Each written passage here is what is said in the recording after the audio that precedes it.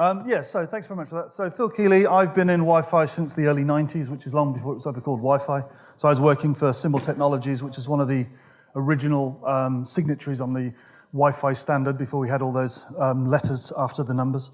So the 2 megabits frequency hopping and direct sequence and all of that good stuff. The original standard included infrared as well. You could have infrared on the physical there. Never took off there. So yeah, I've been ex-Aruba, ex-Cisco, ex-Motorola, ex-Symbol, ex-Aerohive, ex-XXXXX. So I've been around the industry for a long time.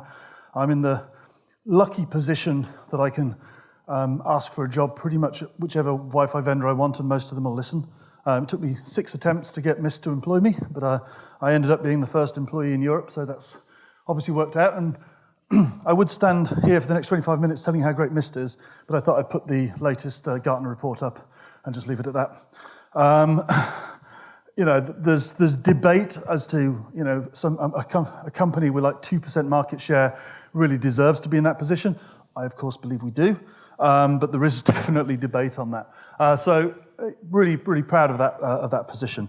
But what I thought I'd do today is start some conversations around Wi-Fi security. There is some technology out there that's been out there a long time, and I'm a fan of it, so I thought I'd use this opportunity to harp on about it. It's not specific to Mist. I didn't want to go down the, you know, this is all the stuff Mist does that no one else can do. So I just wanted to try and take you through some options, just to think about some of the things we're doing with some of our really big customers now that's slightly different to the traditional way of looking at things. It looks a lot smaller on your laptop screen at 2 in the morning when you're writing this stuff. But, you know, those are your 3 security options. Yeah, we all know that stuff. We know that Radius is the best way. Remote access dial-in user service. Terrifying, we're still using 1980s technology to secure our networks, but never mind. I'm not going to sit here and tell you Radius is a bad thing, but I'm not also going to sit here and tell you a lot about Radius. The move to cloud is starting on that, and we obviously support that. So there's everything from Jump Cloud to WSW2 Secure. There's a whole range of service providers offering that Radius cloud service. And that's cool. We all understand that technology. There's then pre-shared key. We all understand that technology. We all logged on with a pre-shared key here, right? And it's uncontrolled, and we could share that pre-shared key. And our Android phones will allow us to display a QR code to share that pre-shared key with everyone, okay? Definitely has its problems. And then there's Captive Portal. And Captive Portal has its problems as well, right? The connection assistant doesn't always assist as well as it should. Captive Portals on laptops with HTTPS pages. You know there are issues with all of these technologies. They all have their problems and their issues alongside them. So pre-shared key is one area that I was really wanting to focus on, just to give you an understanding of, and let's say it's not just a Mist capability, it's other capabilities around the industry. We're now, you know, it's been long enough we need a funny cat video. So I just like this video from a security point of view. You know, the more complicated you make accessing the network, the more likely people are to bypass the network, is the summary of that, right? Yeah, as I say, it's just a nice video. You won't remember the presentation, you'll remember the cat video. So, and this is the point now. We carry around, it's better than me, isn't it? It's just better than me. We carry around enough technology in our pockets with 5G and 4G connectivity to supersede the corporate environment, right? So the more difficult you make it to connect to the network, the more likely someone is just going to connect to their own environment. I was in a potential customer a couple of weeks ago, and I went in and he had a Cradlepoint modem on his desk. I thought, what are you testing? I thought, oh no, that's my internet connection because the corporate one's so bad. Okay, if the IT director is bringing in his own 4G connectivity into the office, something is wrong. So, you know, the security convenience curve, it's a well understood paradigm. You know, the more difficult you make it to connect, the more likely they will bypass that whole process. Now, combine that with, you know, where we used to be in the good old days when we had a very clear barrier between us and that nasty outside world. it was a very obvious place where the attack person would come in, and you build lots of nice firewalls there, and you protect yourselves against that evil internet. And then, of course, some idiot comes along and puts a wireless transmitter on your network and provides Ethernet connectivity in your car park. And this is back to the early days of Wi-Fi with WEP, with the encryption capability that you could decrypt with 2 packets. Not a brilliant standard, but obviously the intention then, or the concern then, was, well, people are going to attack my network from this Wi-Fi thing that's come in. And once you get past this border point, you know, your server farm, your network wasn't massively secured in those days in the inside, you know, because you had this one gateway, you protect that, and then everything inside's a bit of a free-for-all. That's how it used to be. Wireless had this possibility of introducing that free-for-all to the outside world, so obviously all the focus has been placed here between the client and the access point, making sure that link is as secure as possible, and that's where WPA2, WPA3, all of that stuff has come in. And that's fine, you know. That's what we've been doing for 20 years. We've got to a point where Wi-Fi security is pretty good now. I still wouldn't want to transmit government secrets across it particularly without some other encryption, but the basics of this are pretty good. However, the world is changing. We want to be able to do everything that we can do from Starbucks, pretty much, you know. And in a world where everything's in the cloud, we pretty much can. You know, the security is no longer about the connectivity from the laptop to the access point. The security is about the connectivity from the laptop to the application in the cloud. So corporate networks, I mean, I've said, you know, 2025, but in some cases, this is corporate networking today. There are no services on site. What you're protecting with all your security here is the printers.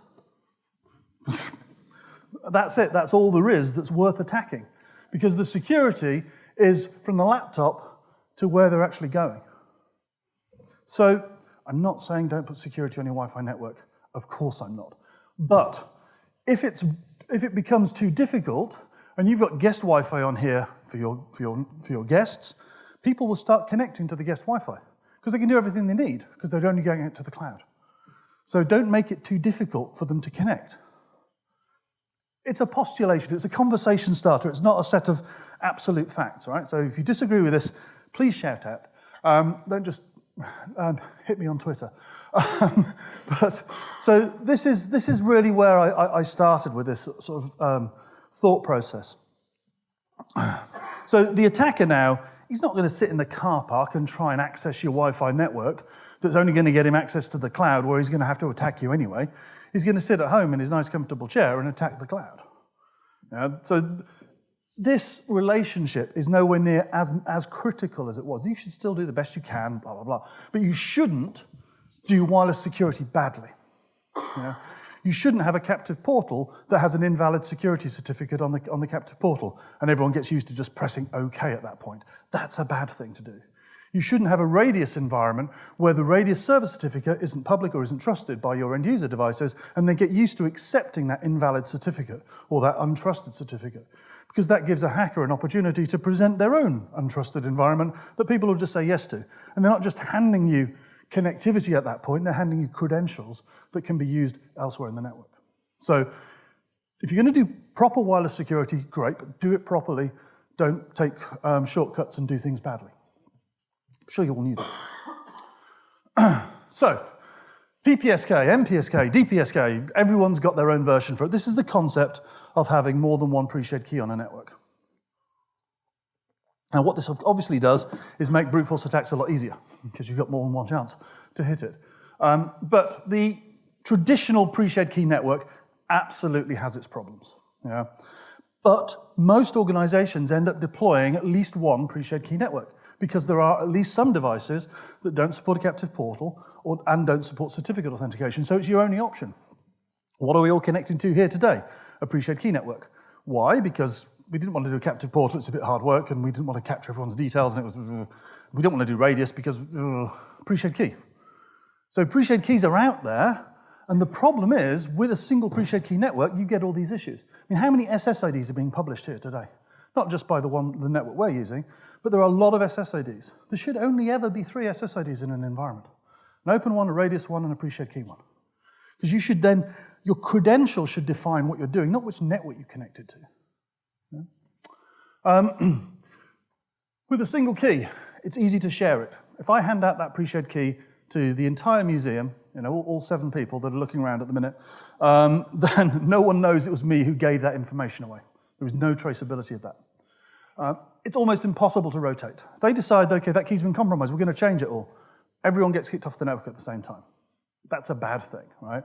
And if you're trying to do this across an enterprise, that's a very bad thing. So all users are the same. If you want to put people on different VLANs, you end up with another SSID and another pre-shared key and another SSID. And you see this in retail all the time. You go into a store and there's 7 different SSIDs just because different devices need to go onto different VLANs.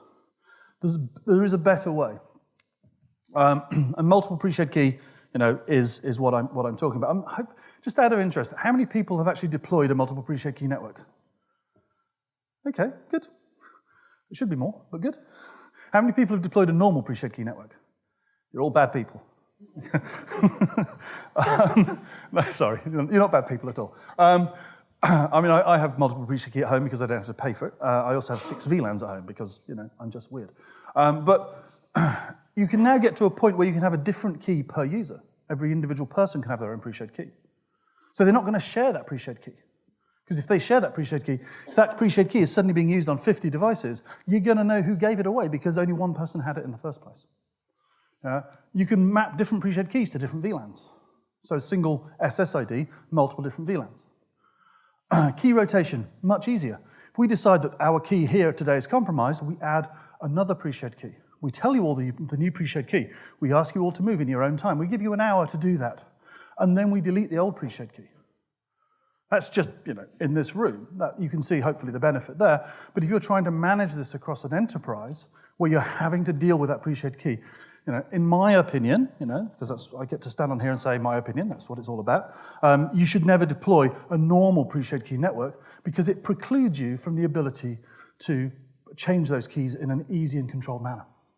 So even if you are using the same pre-shared key everywhere, you should always deploy it in the multiple key mode so that you can change that key without having to turn everyone off at the same time. So, single SSID, unlimited is probably a strong word, but a lot of different types of user based on the number of keys that you're actually deploying. So, this is Mist, right? We've got some great stuff on Mist. It's amazing. You saw the quadrant. But this is our sponsored guest access, and this is how we do wireless guest access. And it's interesting, and it's nice, and it's easy to deploy, et cetera, et cetera. It's still a captive portal. You still get a lot of problems with people trying to connect to it. You still get all of the issues you get with captive portals. Mist is focused on APIs. The only way our GUI talks to our backend is through our API, which is fully published, sales pitch on Mist, blah, blah, blah.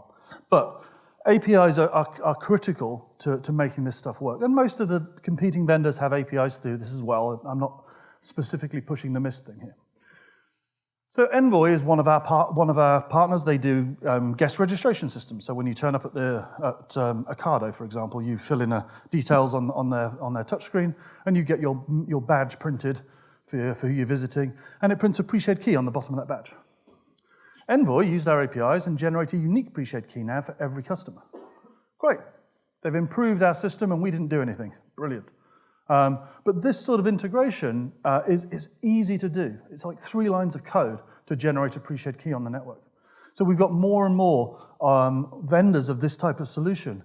And they integrate with Aerohive and Extreme and all those sort of guys as well, providing that ability to generate that pre-shared key. Now, one of the problems with pre-shared key as a guest platform is your laptop or your mobile device may not forget that network. So when you come back the following week, if you get given a different pre-shared key, then your device, you have to forget the network and go in and reconnect, and it can be a hassle. Well, what Envoy have done, and what a lot of the vendors are doing now, is generate that pre-shared key based on the credentials you give them, or remember that pre-shared key based on the credentials. So if you log into Envoy with the same email address you logged in last time, it re-energizes the same pre-shared key. All your devices just connect.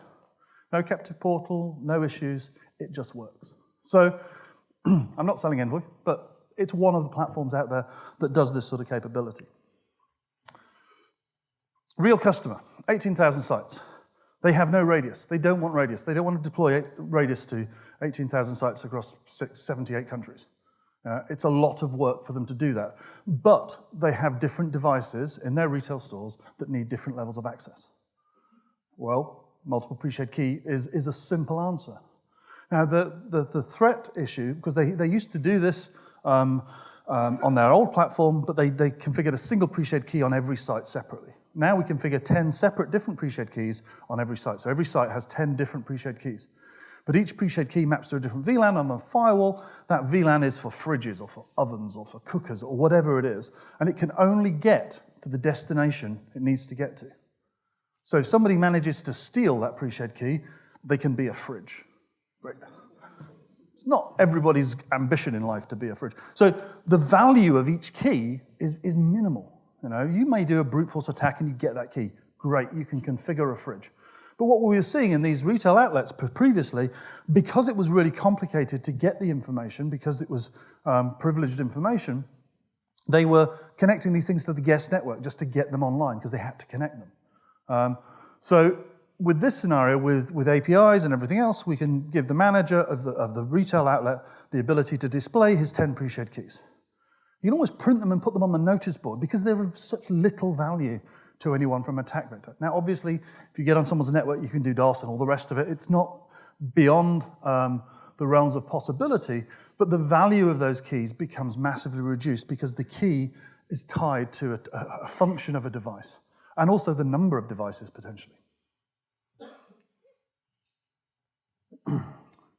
So, the .1x authentication, we're familiar with the benefits. Well, you get the same positives with pre-shared keys now. So again, this is the MIST interface. Other interfaces are available.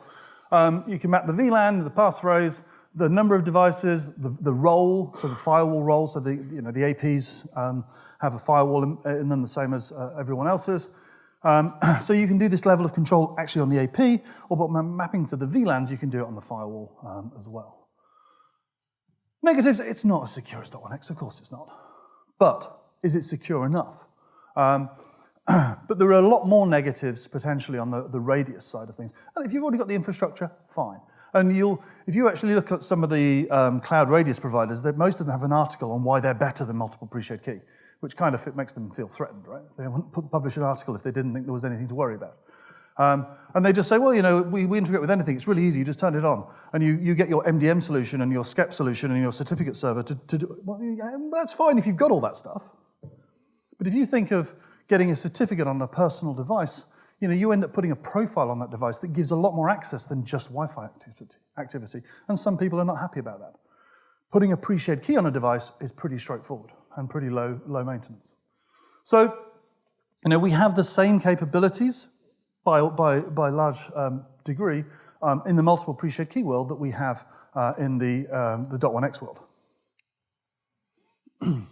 So MPSK as a corporate connection, okay? This is pushing it, right? But we do have a customer doing this.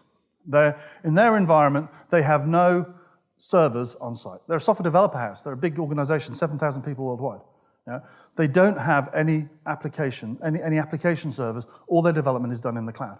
So they use Okta to authenticate to the cloud. Well, great. That's a modern authentication mechanism. You can't use that on Wi-Fi typically, because Wi-Fi authentication happens pre-IP address allocation. So you can't use SAML and all the nice modern authentication mechanisms because you're not on the network till you've proven who you are. And you can't prove who you are till you're on the network. So what they're doing is they have a pre-shared key that gets them onto the network. And it's published on every wall of the building, okay? But it has a very limited role. It will only allow them to get them to the authentication engine.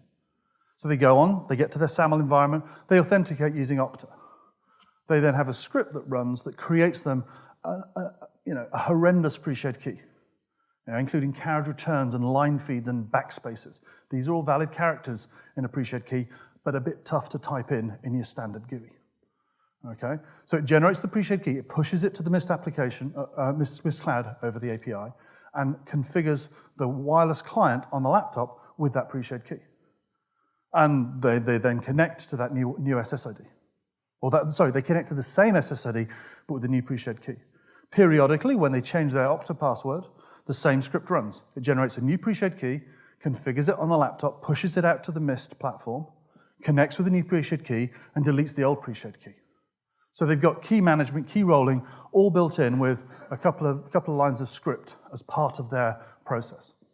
And that's really what this, is that more secure than Radius? No. Is it as good as Radius? Is it good enough?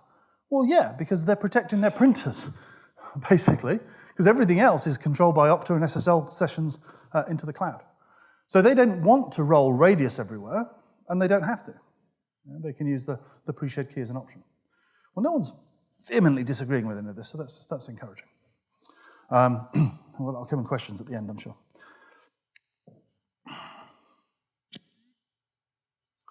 So as I said, API is key. Apologies, appalling joke. But the ability to do all of this through the API is where the power from a Mist perspective comes. It's literally 3 lines of Python script to generate a pre-shared key and put it into the platform. And equally, 1 or 2 lines to then change that pre-shared key and roll it. And it can be integrated into so many applications so easily, but it's still secure. So obviously we have a nice GUI to do this as well. And this gives you, this is one of our demo environments, and this shows you all of the different SSIDs. Nice to see that they applied my rule of only the one SSID to do this, but they've got lots of them. Different roles, and also we can track then, you can put expiry dates on these keys, because this is a cloud function. It's just when do they expire, and you can email people when their key's about to expire, you can change the key automatically. It's just a piece of software at that point. So this is kind of our GUI for that. And we track how many different people are using those pre-shared keys. Now, this does bring in some deltas. Some multiple pre-shared key mechanisms rely on MAC authentication to find the right pre-shared key. And obviously, in the modern world of everyone changing their MAC address ridiculously often for privacy purposes, that is a challenge. We don't use the MAC address in that way, but we do track how many different devices are using that pre-shared key. But we track them as registered and also as active. So if the device has changed its MAC address, it will appear twice in the registered list, but it will only appear once in the active list because it only connects with one MAC address at a time. So this allows you to see if someone is sharing their pre-shared key with lots of different people. So, is a single SSID possible for your corporate users being mapped to a single wireless LAN with a role of corporate user into VLAN 201, your guest users being mapped to VLAN 101, and the IoT devices being mapped to 301 and 302, depending on what their particular role is within the environment?